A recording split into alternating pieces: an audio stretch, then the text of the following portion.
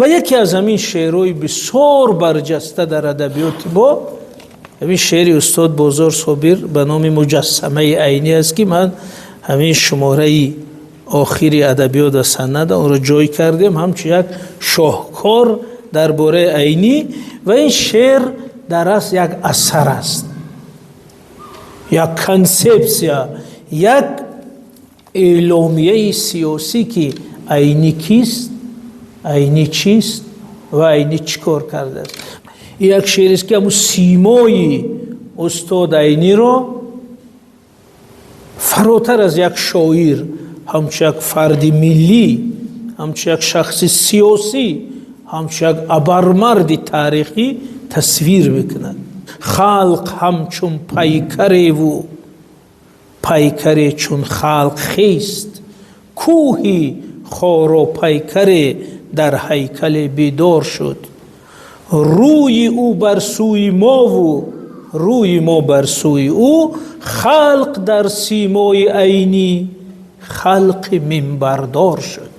یعنی خلق تاجیک در سیمای عینی خلق صاحب منبر شد. این معنای وسیع دارد. همین عینی زبانی ما شد، عینی شناسنامه ما شد، عینی نماینده ما شد، عینی حتی اولین روزنامه ها و گازت های تاجیکی را برآورده. حتی سخنی مشهورش این است که زبان هر خلق روزنامه ای است. خلقی که روزنامه ندارد زبان ندارد. برای همین اولین روزنامه های تاجیکی را استاد عینی پر از مندرجای ملی کرده بودن. برای همین استاد بزرگ صابر میگه که خلق در تمثال عینی خلق منبردار شد. یک خلقی که اعتراف نمیکردن، جای صحبت کردن نداشت، شخصی گوینده نداشت، استاد عینی آمد منبر و نماینده و زبانی همی خلق شد. این شعر وزنش هم بسیار زیباست، وزن فاعلاتون فاعلاتون فاعلاتون فاعلون، یعنی وزنی است که بسیار به گوش میشیند. برای همین شعر استاد بزرگ صابرم در همین وزن. هیکلی او را به حکم هیکلی فرهنگ بین. یعنی این هیکل استاد عینی در اصل این هیکلی فرهنگ ما. ننگ را در سنگ بین و سنگ را در ننگ بین، هر که او را دید اگر فردوسی نادیده دید. باری رستم را هنوز از رخش ناافتیده دید. یعنی استاد میگه که اگر همی کسی فردوسی را، کسی عینی را دیده باشد، گویا که فردوسی را دیده است. چخیل؟ چون که عینی در عصر رسالت رو اجرا کرد که فردوسی در عصر 10 به جا آورد. یعنی فردوسی رسالت اساسیش این بود که هستی عجم را در برابر بیگانگان اثبات کند، بزرگی زبان و فرهنگ و ادبیات تاجیک و فارس و ایرانی را در برابر بیگانگان اثبات کند و این رسالت را اجرا کرد. عینی هم تقریبا همین کار را در عصر 20 کرد.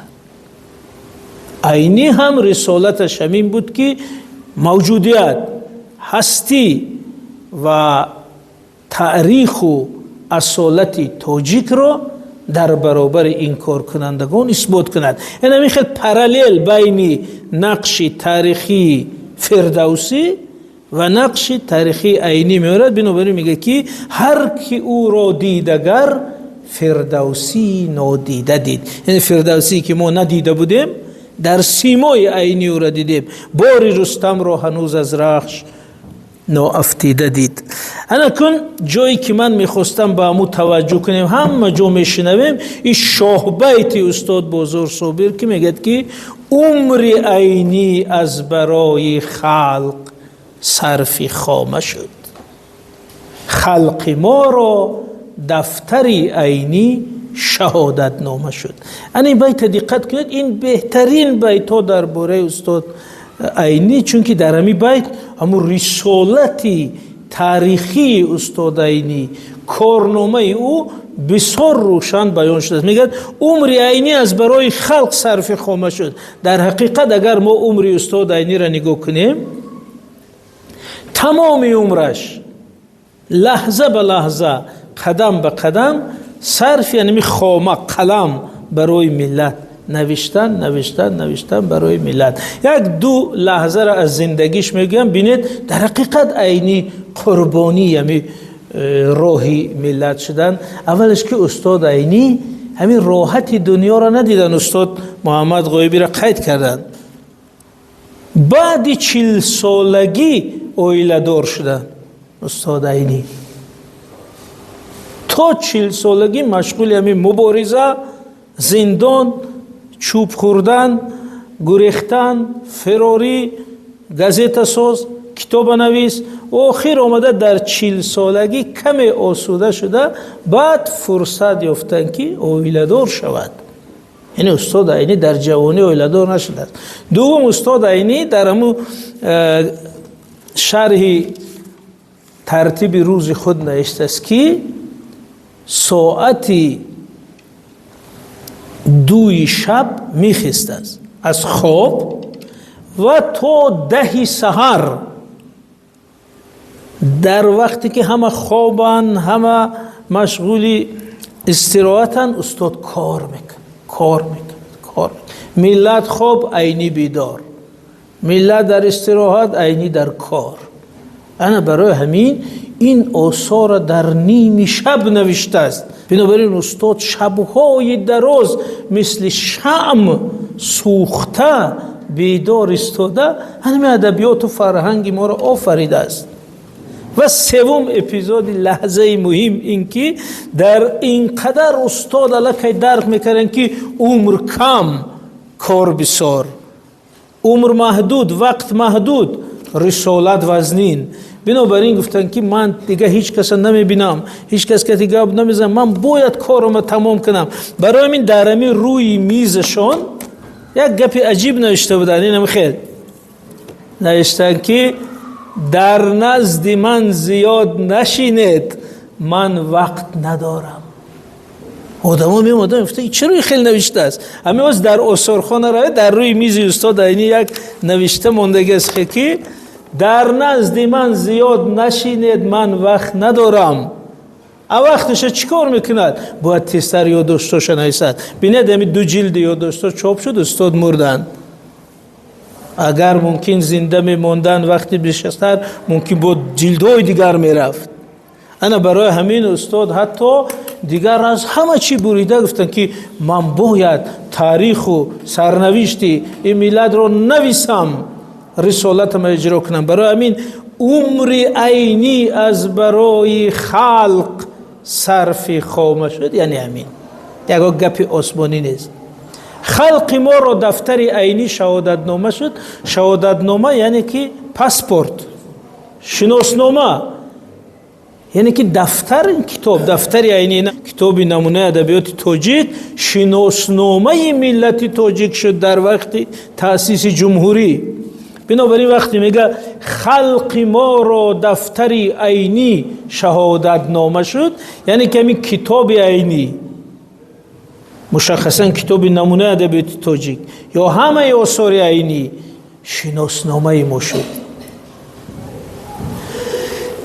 معرفگری ما شد، پاسپورت ما شد. چون که با واسطه این کتاب این اگر شما من گویم که شما کیستید، ای بچه شما کیستید، کو شناسنامه تا نشانته، شما گی من هم پاسپورتم، اینا سال تولدم، اینا نام و نسب و اینا فلان.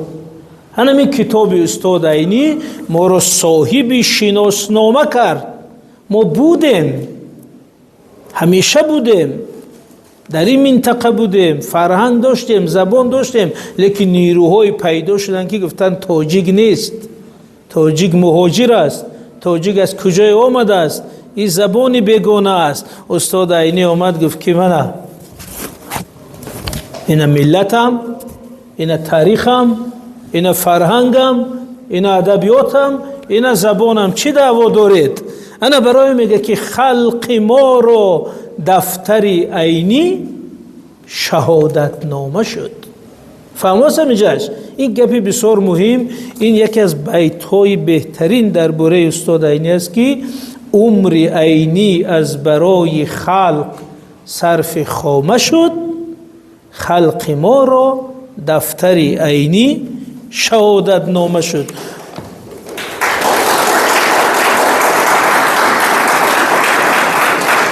در دوام همین این خیلی میگویند تا به عینی گرچه دریای سخن شاداب بود، تا به او در زندگی پیراهه نایاب بود.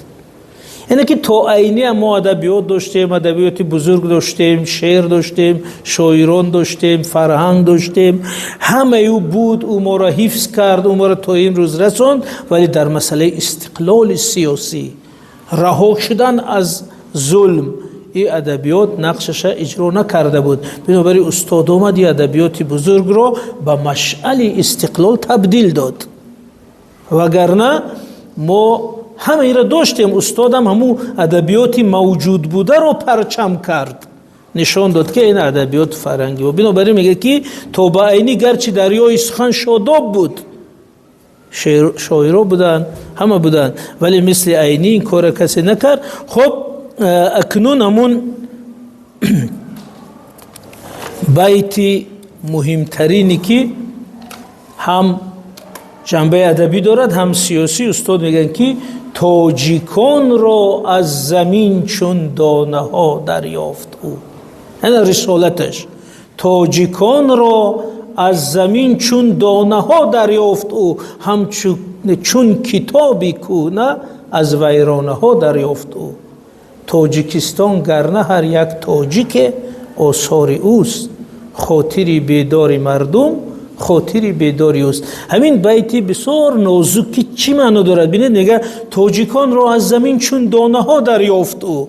وقتی مسئله تأسیس دولت تاجیکان به وجود آمد، وقتی که این کارگران گفتن تاجیک نیست، بعد استاد عینی کار سر کرد، جستجو، تحقیق، از هر کتاب، از هر دیوان، از هر تذکره یک بیت یابد، یک شعر یابد، کلمه تاجیک در کجاست، بار اول کجا استفاده شده است، در کدام منطقه، در کدام دهه، در کدام کوهستان، در کدام شهر یگان شاعر سخنور عالم بوده است، همش جمع کرد. تاجیکان را از زمین چون دانه ها جمع کرد، دریافت، چون کتابی کهنه از ویرانه ها دریافت.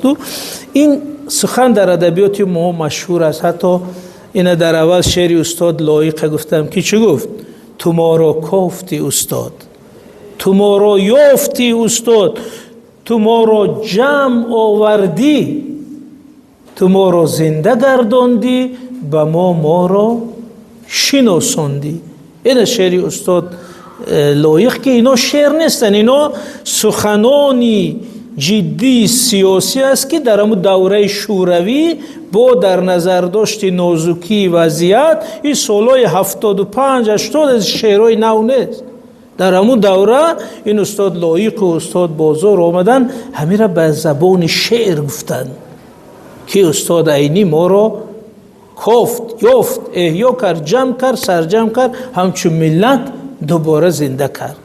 استاد عینی ملت نه آفریده است، بلکه ما روح ملی را زنده کرد. گفت که ای برادر شما هستید، این فرهنگ، این ادب، این معرفت، این تاریخت سری بلند داشته باش، زمینت، خانت، ملکت صاحب کن. این رولش. برای همین استاد میگن که تاجیکان را از زمین چون دانه ها دریافت. ببینید بعد آخرش میگه تاجیکستان گرنه هر یک تاجیک آثار اوست. یعنی هر یک تاجیک، یعنی اینجا 6 تا اینا دخترک بیدار، اینا دخترک خوب، همه همینا آثار استاد عینی. چون که اگر عینی نمی بود، شاید عینی نمی بود، امروز ما قدر روان به زبان مادری دیگر گپ نمی زدیم. شاید عینی نمی بود، جمهوری تاجیکستان هم چو دولت مستقل نمی بود. برای همین میگه هر یک تاجیک آثاری است. اگر کنی آثاری عینی را نامبر کن، شما گینه داخونده غلامان مرگ سودخور یا داشته، میگیم نه با پلوس علاوه انمی ملت، انمی مردم که امروز گپ میزنن، صاحب زبانن، صاحب حقوقن، صاحب فرهنگن، این همی میراث عینی، این ای آثار عینی. خب برای اثبات همین یک گپ میگوید که واقعا من فکر میکنم جسورانه ترین سخن است استاد بزرگ در دوامش میگن کی ببین گرچه طبعی رودکی شعری زکی ایجاد کرد آفرین بر طبع عینی رودکی ایجاد کرد. ببین چی معنی دارد؟ میگه که گرچه رودکی بزرگ بود در حقیقتا بزرگ بود، رودکی سردفتر ادبیاتی ما، رودکی شعری زکی ایجاد کرد، شعری بسیار آگاهانه، شعری هوشمندانه، شعری بهترین ایجاد کرد. گرچه طبع رودکی شعری زکی ایجاد کرد آفرین بر طبع عینی رودکی ایجاد کرد. چه میگه که این رودکی رو عینی ساخت. و چه معنا؟ رودکی بود، در تذکیره ها بود، در خاطره ها بود، در کتاب ها بود، ولی رودکی نامش قریب گم شده بود، قبرش گم شده بود. یک یافتن مزار و جای قبر استاد رودکی را چند سال استاد عینی جان کندن. پیاده در مود زمستان به کوهستان پوری لای و راه نبود و وقت جستجوی قبر استاد رودکی رفتن. عالمان جمع کرده از سن پتربورگ گراسیم فرو آوردن که از روی قالب استخوانی آدمو معین کنه کدامش قبر رودکی است. حتی قبرش معلوم نبود. جا استاد میگه که کس نبود در 5 روز از رودکی گمنام‌تر. یعنی که حتی قبر رودکی رو، هر یک مصرعش رو، هر یک بیتش رو از دیوانها کفته، رودکی رو آورده دوباره در همی صدر فرهنگ ما، در محور ما شنانده، همچو یک رمزی ملی تبدیل کرد. انا برای میگه که آفرین بر طبع عینی رودکی ایجاد کرد. یعنی که استاد عینی رودکی رو همچو یک سیمبل، همچو یک کنستروکت ملی به وجود آورد و به ما شناساند و او رو استفاده کرد و به کسایی که دعوایی داشتن که تاجیک نیست، فرهنگ نداره، زبان نداره، گفت اینا رودکی 1100 سال پیش در همینجا بوده است. اینا شعرش، اینا کتابش، اینا دیوانش، اینا قبرش. بنابراین رودکی رو همچون پاسپورت ملت، همچون دلیل اساسی برای اثبات تاجیکان استفاده برد. بنابراین استاد میگه که آفرین. یعنی چرا آفرین؟ چون بسیار کاری سیاسی نازک است. این بزرگترین دلیل است که بعدی که استاد عینی رودکی نانخ برآور نشان داد، هیچ کسی چه گفته نمیتونه. برای همین گفت آفرین بر طبع عینی رودکی ایجاد کرد. و گر به دنیا رفت سینا چون طبیب علت، کرد او را همت عینی طبیب ملت. یعنی سینا مشهور بود، میگفتیم یک دکتر بوده است، یک طبیب بوده است، انا با پودینه تبابت میکرده است، کسلی جگر تبابت کرده است، فلان دوره یافته است، اسپند دود میکرده است. تصوری ما درباره سینا بیشتر یک طبیب بود. ولی استاد عینی آوردن رو در مرکز هویت ملی گذاشتن. گفتن که 1000 سال پیش تاجیک علم داشت، طب داشت، دانش داشت، سینا داشت، هم خیلی افتخار داشت. او تبدیل شد به یک رمز ملت، او تبدیل شد به یک الگو که جهانی ها ایران شدن. گفته که این سینا فرزند ملت تاجیک بوده است. پس این ملت چقدر بزرگ بوده است، این ملت چقدر قدیم بوده است، چقدر صاحب علم بوده است. انا از طریق بزرگ کردن سینا استاد عینی ملت در جاش آورد. بنابراین استاد بزرگ صابر میگه که گر به دنیا رفت سینا چون طبیب علت، همچون دختر یگان درد، ولی کرد او را همت عینی طبیب ملت، رمز یک ملت. انا همین خودش خدمت. و اکنون شکر این مرده که این جنبست شش خیل، شکر این مرده که روی خارسنگی کوهسار، در زمین هم قامتی دور و زمان استاده است، همچو پیری تاجیکان با هیئت پیرانش، در مداری تاجیکستانی جوان استاده است. یعنی که پیری تاجیکان گفت، یعنی که پدری ملت، پدری معنوی این ملت با جانش بازی کرد، عمرش صرف کرد، از بر خوابش گذشت، از بر استراحتش گذشت، همون رسالت ملیش اجرا کرد. بنابراین استاد گفتن که همه هیکل او در دوشنبه همه پیری تاجیکان است که هنوز نگاه داره که کوی ملت چخیل است. بنابراین بعد از این به زندگانی میکند، معناش این که گرچه مرد است، گرچه وفات کرده است، ولی